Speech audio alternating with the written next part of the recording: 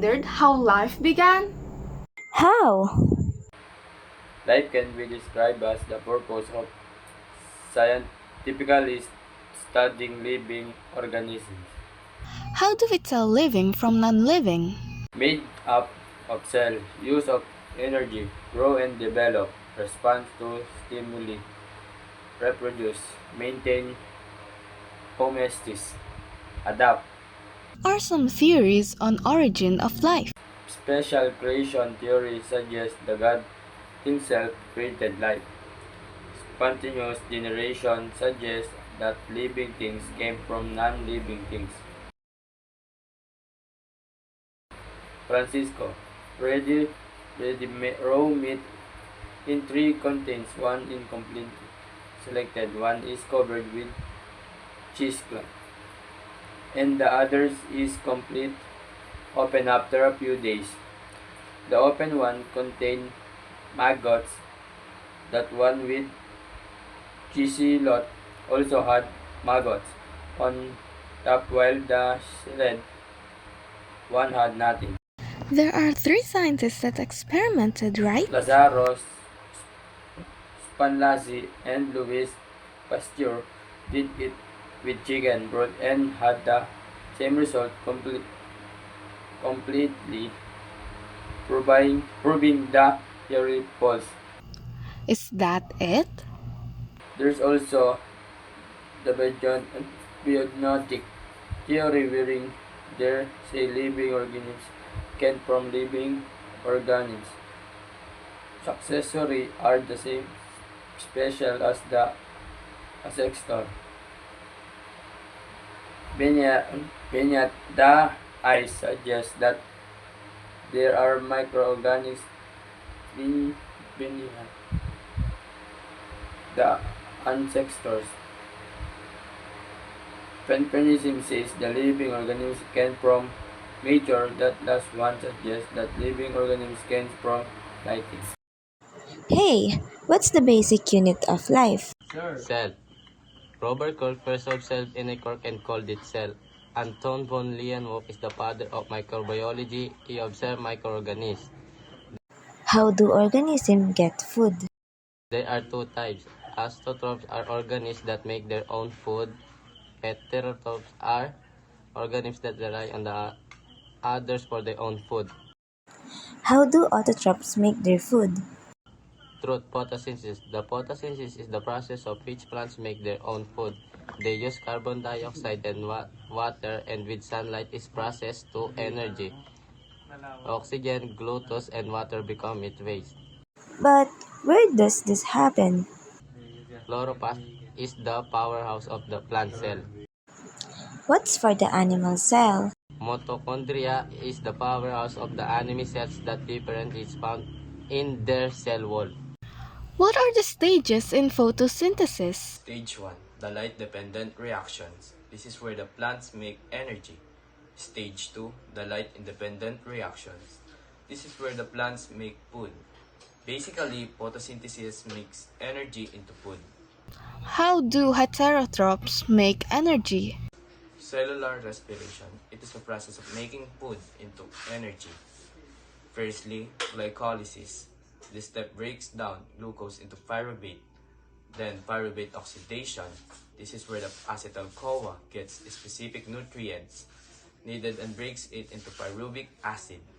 Next, the Krebs cycle. This is the actual process of making the ATP. Note, this happened in the mitochondria. Finally, the electron transfer. This finalizes the ATP into smallest particle and transfer ATP into cells.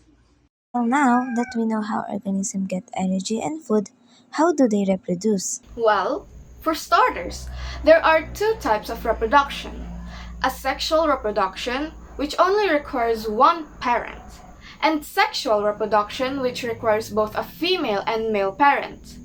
In plants, there are four ways of asexual reproduction: the tuber plants, enlarged from stem or roots that grows underneath the ground and has a large amount of starch; the runner plants, also called stolon, horizontal ground stems that creep along the soil from one parent plant; the rhizomes, which has modified stem underground, and lastly, the bulbs, which has modified underground bulb. Is there a sexual reproduction in plants? Yes, yes, there is. Firstly, we need to know how do pollen from a male flower transfer to the female? Well, the insects, water, wind, and birds help transfer pollens. They are called pollen agents. Now, firstly, we need a pollen to transfer to the stigma, which is a part of the female plant reproductive system. That is called pollination. But pollination doesn't just have one type, it has two. Cross-pollination requires one plant to another, while self-pollination is from the anther of the same plant. After pollination comes fertilization. It is the fusion of the male and female sex cells. And then a zygote forms, an embryo, and then finally a fruit. Does animals have a sexual reproduction? Yes, just like in plants, this also have four types. Binary fusion divides. Budding grows a bud from the parent. Fragmentation uses multidivision, which means it reproduces when you chop it up. Lastly, regenerations, which regenerates lost limbs into another. Now, in sexual reproductions, it's quite similar with plants. You need a male and female sex cells. The sexual organs, or the gonads, are ovaries for female and testes for male, while the sex cells, or the gametes, are egg cell for female and sperm cell for male. Now, fertilization is the union of the egg cell and the sperm cell. It happens in the fallopian tube of female. Then it develops in the uterus for 9 months, and then the female gives birth to an infant. Now, the female reproduction readies even before a sperm cell comes. That's why if none came, thickened layer of the uterus sheds, causing menstruation. What's the life-sustaining chemical reactions in animals? That is metabolism. There are two categories in metabolism. First is catabolism, which breaks down large molecules into smaller ones to release energy.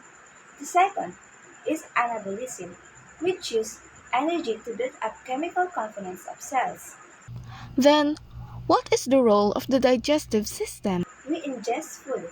There are two types of ingestion. First is the chemical ingestion, which physically breaks down food while chewing in, and the chemical ingestion, where our body uses enzymes to turn food into nutrients. Is that why food is important? Yes, it provides nutrients and energy for survival. Then, how does digestion start? Firstly, we chew it with our mouth. Our teeth break it down into small pieces. Then the tongue pushes, pushes it down to esophagus, which acts as the slide to the stomach with the help of peristalsis. Now, in the stomach, acids break down proteins and fats while killing harmful bacteria. Then, the enzyme will move into the small intestine, wherein it absorbs the nutrients and send it to the mainstream. After that, it moves to the large intestine, which absorb water. After that, the remaining materials move forward and wait for their exit. What about for plants? Plants are called producers because they can produce their own food. In plants, there is the shoot system overground and the root system underground. They both help maintain the life of plants. What are their parts? In the root system, there is the root cap that protects the root. Root hair absorb water and nutrients. Primary roots are the main root that has smaller roots called secondary roots. In the shoot system, there's the stem that supports a plant. Its tissue are cyclan, which transport water, and the phloem, which transport food. There's also two types of plant's growth. First is apical meristem, grows in height. Lateral meristem grows in thickness. Are there any other ways to grow a plant? Hydroponics is a growing a plant without soil, aka its uses water. The wick system uses wick to transfer nutrients, while water culture directly absorbs. Flood and drain system flood plants with the nutrients from time to time. The drip system has a time drip to the plants, while the nutrients film technique is a constant flow. There is also aeroponics system wherein it uses mist